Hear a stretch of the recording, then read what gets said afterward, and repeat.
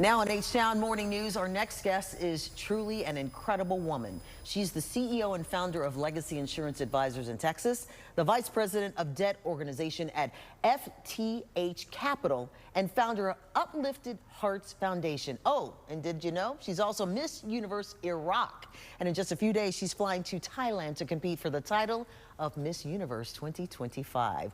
Ladies and gentlemen, I'm so honored to have Haneen Al-Quraishi here, our Miss Universe Iraq. Congratulations. I mean, you do so much as it is. It's so incredible, but also you are going to be competing for one of the most coveted titles in all of pageantry, Miss Universe. And you leave in just a couple of days. How are you feeling? I do. I feel great. I'm very excited. I feel honored and privileged to be representing the cradle of civilization on the Miss Universe stage. So I'm very excited. It's going to be a great journey. It really is. And you're actually going to be there for 3 weeks, if I'm not mistaken. Yes. It's a long time. It is a long time. It's a packed schedule, so I'm very excited. But also it's a long time for someone who is an entrepreneur such as yourself, CEO of your own business, created your own foundation.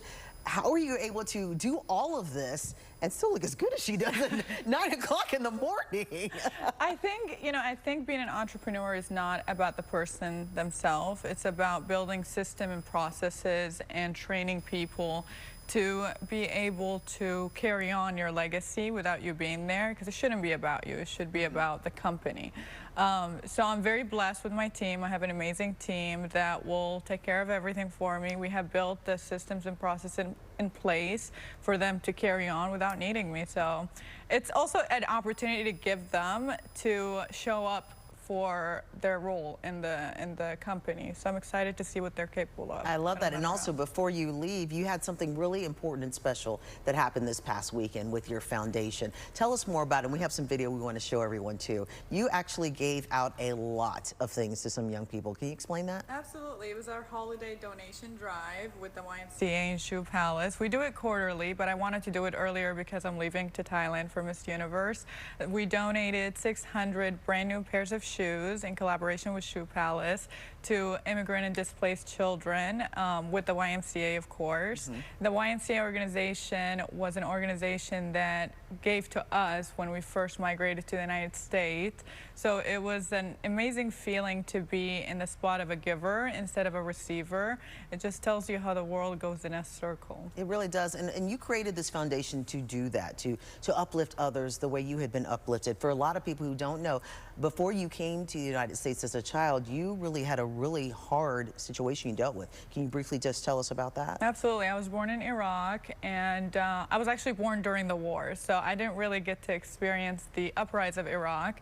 And at 9 years old, I was kidnapped for 2 months and rescued by the American Army. Shortly after being rescued, we migrated to the United States, and my brother developed schizophrenia. So my parents had to focus and devote their entire time to him, and I became the anchor of our home and started working at the age of 14, which was a blessing in a way because it taught me self-reliance. It taught me how to find purpose in pain, how to turn challenges into opportunities.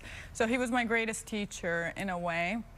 And so was the kidnapping. That was an opportunity that I got to learn a lot about myself because it did cause a partial memory loss that I regained at the age of 20. So it was a challenge of its own that I had to overcome. But I found out that I'm constantly transforming. I'm constantly having to shed skin, old skin.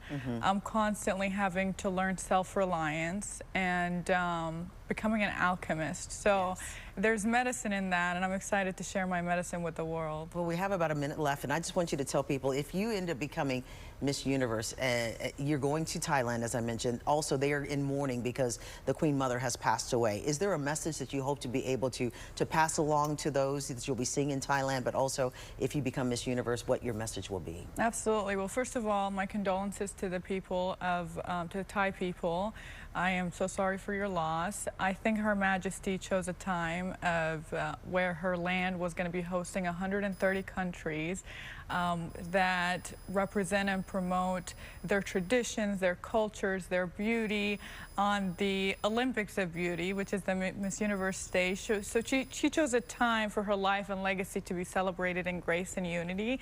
And I'm so honored to be able to represent my culture, my roots during that time, and show unity with the Thai people on her land and show love to them. So definitely honored and privileged to have that and be there in a few days with them. So I'm excited about that. When I do become Miss Universe and get the title, I want to share my medicine, my strength. I want to teach self-reliance, transformation. I want to show people that you can turn your pain into purpose. You can find opportunity in challenge. And you are the alchemist. You're the creator of your own reality.